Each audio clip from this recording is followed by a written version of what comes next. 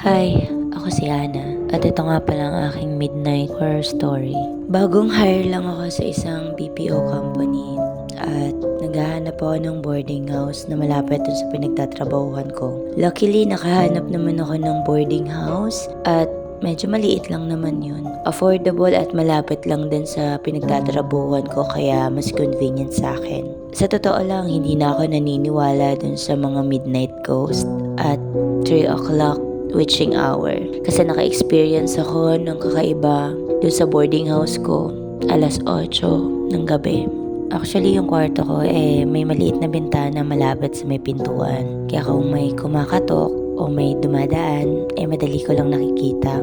Itong experience ko medyo kakaiba kasi bago pa lang nga ako dun sa nilipatan ko. Siguro mga ilang days pa lang akong nag-stay. Tapos, every time na magpe-prepare ako papunta ng work, kasi yung shift ko noon alas 10. So, mga alas 7, alas 6, nagpe-prepare na ako papunta ng work. At eto yung consistent na na-experience ko dun sa boarding house ko. Every time na pumapatak yung alas 8 ng gabi, may kumakatok dun sa may pintuan namin. 3 katok, ganon. Katok lang, wala naman boses. Kaya every time na may kumakatok, lagi kong tinatanong, sino yan nandyan? Sino yan? Pero wala naman sumasagot.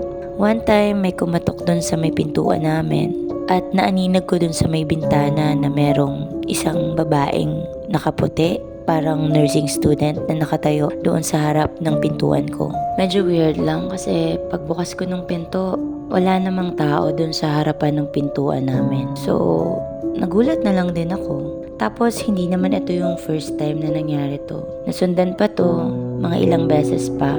Laging ganon, may kumakatok. Tapos, naaaninag ko dun sa may bintana na may nakatayo dun sa may pinto. Pero every time nabubuksan ko yung pinto, wala namang tao. So, ginawa ko, tinanong ko na yung landlord namin.